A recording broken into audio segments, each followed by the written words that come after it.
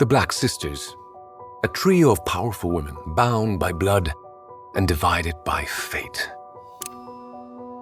This, my dear wizards, witches, muggles, and squibs, is one of the few surviving photos of the forgotten sister, erased forever from her family's genealogy. Andromeda Black. But who were the other two sisters, you might ask? Oh, they were certainly not erased. Narcissa, the devoted wife of Lucius Malfoy, and Bellatrix. Well, she certainly needs no introduction now, does she? Ooh, but Andromeda. She was the exception. She chose love over pride, a rebellion that cost her everything, and yet it set her free. Who can blame her? Not everyone wants to be a prisoner of the family's expectations. Oh, dear father, I know you hoped for a future with me as captain of the Ballycastle Bats, but don't cry. For it's me, your son, Quentin Pendragon, the charming adventurer wizard, and today he is back with another episode of the Spellbook Chronicles.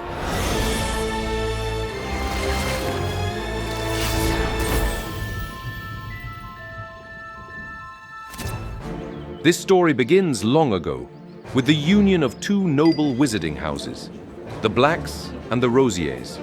Both were members of the so-called Sacred 28, the elite British families considered truly pure blood by the 1930s. It was in this context that Cygnus Black and Druella Rosier were joined in marriage, likely not for love. Both noble houses, in fact, were in dire need of strengthening their bloodlines and alliances like never before. Only a few years had passed since the end of the global wizarding war and the fall of the infamous Dark Wizard, Gellert Grindelwald. And while this new era promised many things, for purebloods, none of them were particularly good. Tolerance toward muggles was beginning to spread faster than dragonpox, and with it came an ever-growing threat to the preservation of pureblood heritage and magic. Mixed marriages were becoming more common, and more muggle-born witches and wizards were stepping into the wizarding world, further eroding the old ways. Despite everything, both Cygnus and Druella entered their marriage willingly, fully aware of the duty they were fulfilling as heirs to such prestigious dynasties. And so, in 1951, their first daughter was born, Bellatrix. With her dark hair and piercing eyes, it was immediately clear that the child was the embodiment of the most distinctive traits of the Black family. Raised with care and affection by her parents, Bellatrix, who quickly revealed an exceptional sharpness and a natural talent for magic, was groomed to become an extraordinary witch, fiercely proud of her pure blood heritage. In contrast to her, Andromeda, just a few years younger, seemed cut from an entirely different cloth. In some ways, her features resembled Bellatrix's, but her brown hair and lighter eyes framed a gaze that conveyed serenity and a genuine enthusiasm for the smallest of things. Although her magical abilities proved to be every bit as impressive as her older sisters from the very start, Andromeda seemed hardly interested in them. More than once, her questions, asked with a mix of innocence and sharpness, would infuriate Bellatrix and their parents. Her curiosity often challenged the family's expectations, particularly their extreme pure blood ideology. Born in 1955, there was finally the third and youngest sister, Narcissa. Their mother adored her, often spending entire nights rocking the little one to sleep while softly singing an ancient lullaby passed down through generations in the Black family. Blonde hair, ice blue eyes, and skin as pale as snow. Sissy. It took little more than a glance to see how Narcissa was, outwardly, the opposite of her older sister Bellatrix. Yet, in everything else, the two felt as alike and inseparable as could be. Sissy. If Bella protected Sissy from trouble, need to be careful. Sissy helped Bella become sharper and less impulsive. Together, they never missed a chance to mock the ruined gatherings of Andromeda and her inseparable little cousin, Sirius, who was always eager to stir up trouble. Bellatrix had learned from her father that Aunt Walburga was extremely concerned about Sirius's fascination with Muggle vehicles, which the boy found incredibly captivating.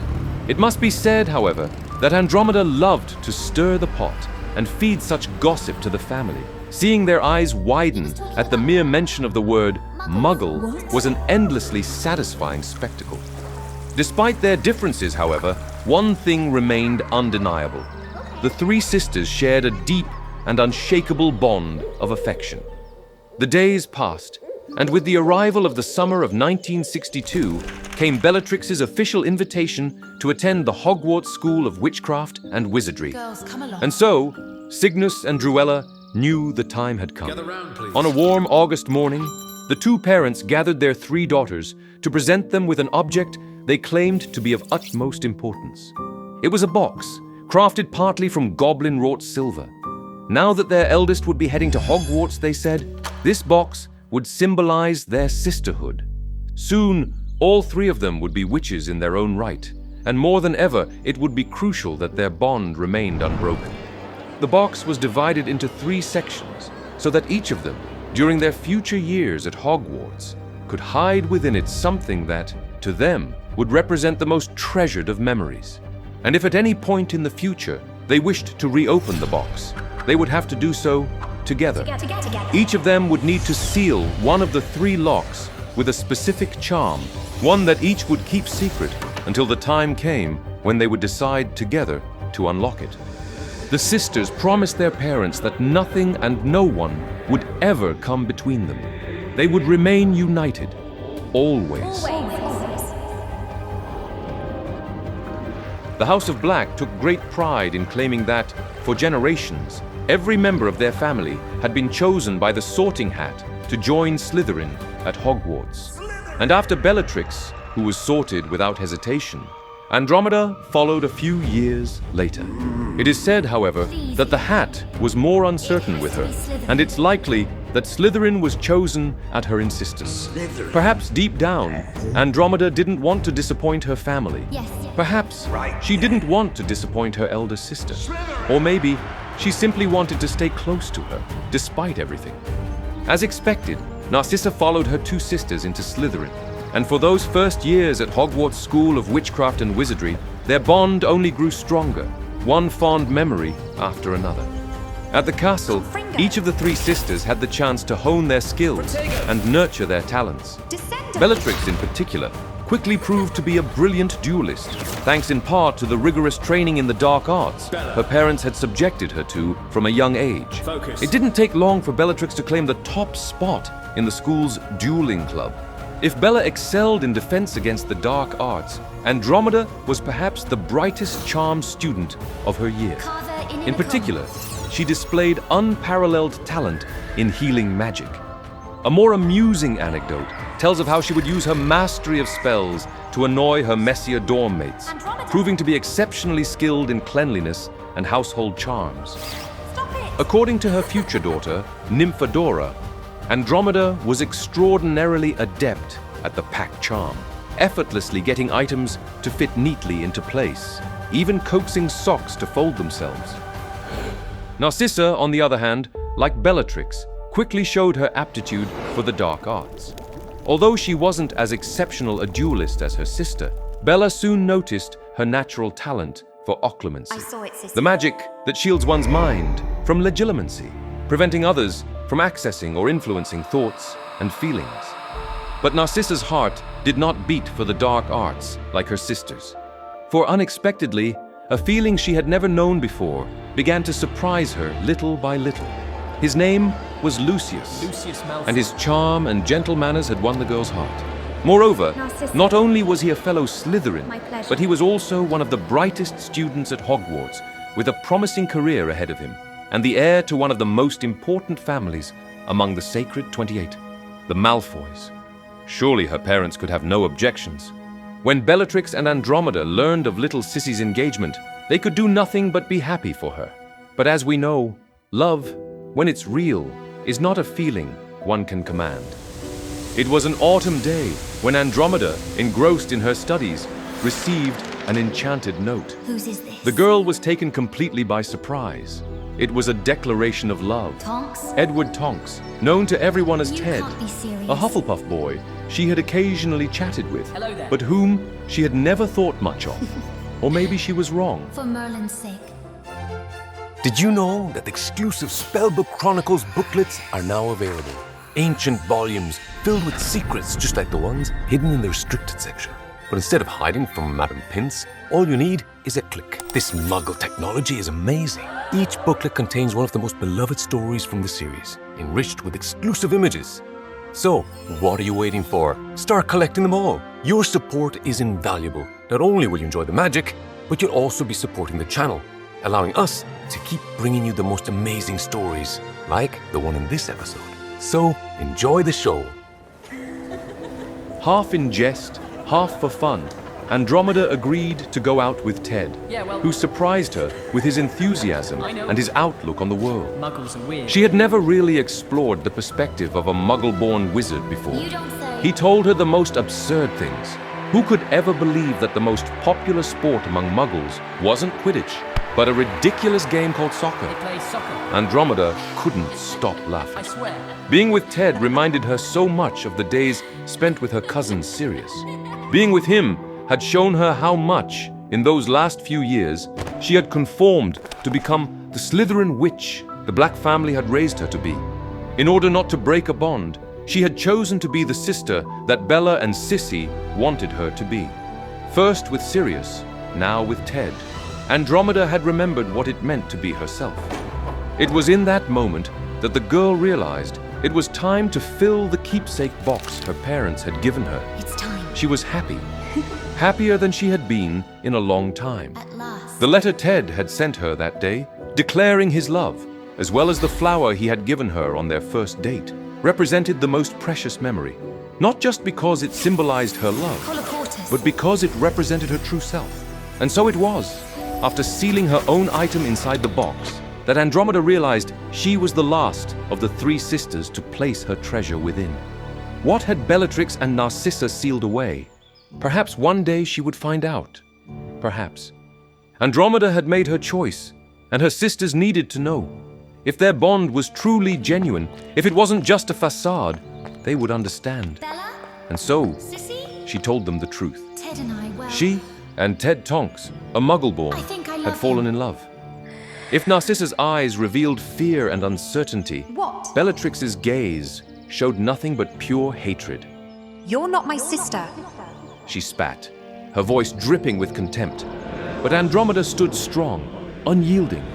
As much as the pain shattered her heart, she was ready to face the consequences of her choice.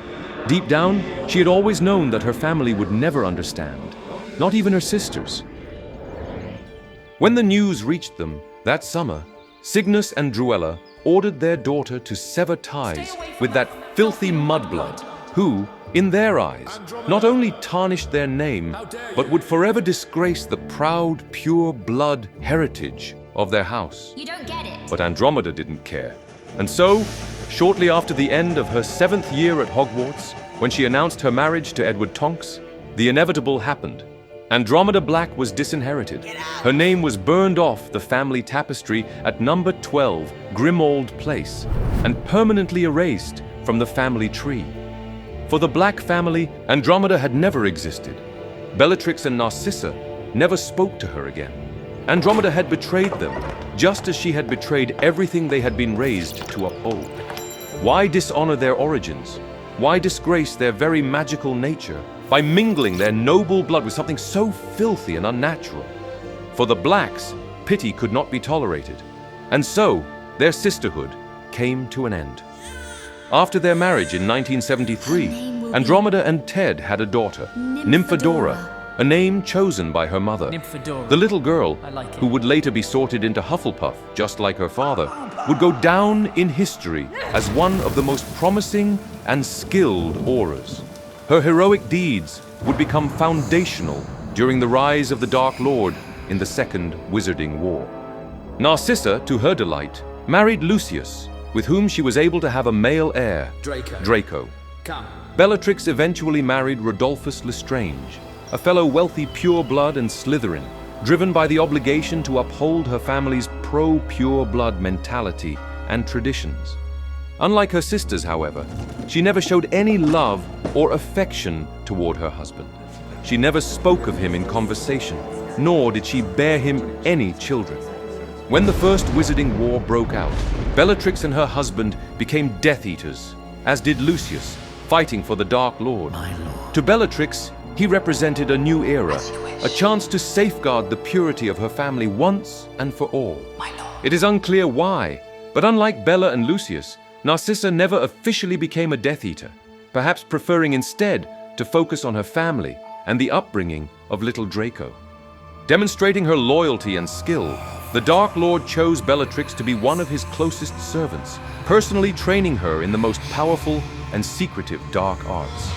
Even after his defeat at the hands of the infant Harry Potter, Bellatrix remained more faithful to him than anyone else.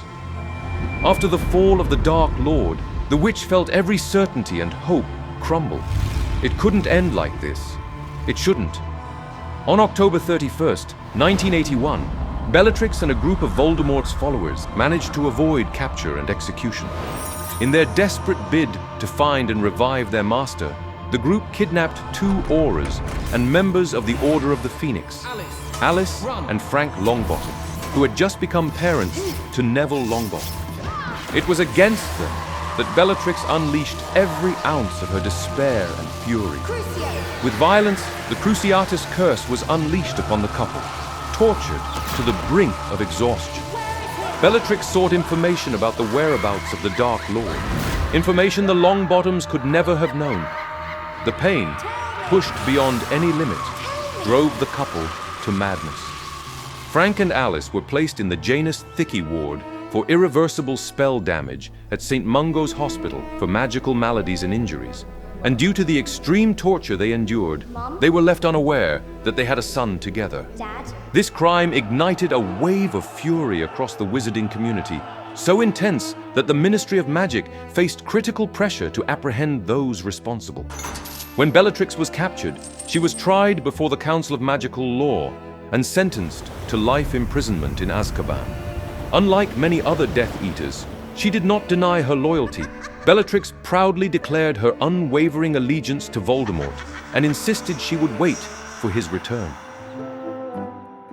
Ah, there you are, my beloved viewers. Fear not, I'll be quicker than a golden snitch. First of all, I want to thank you all for being here for this episode of the Spellbook Chronicles.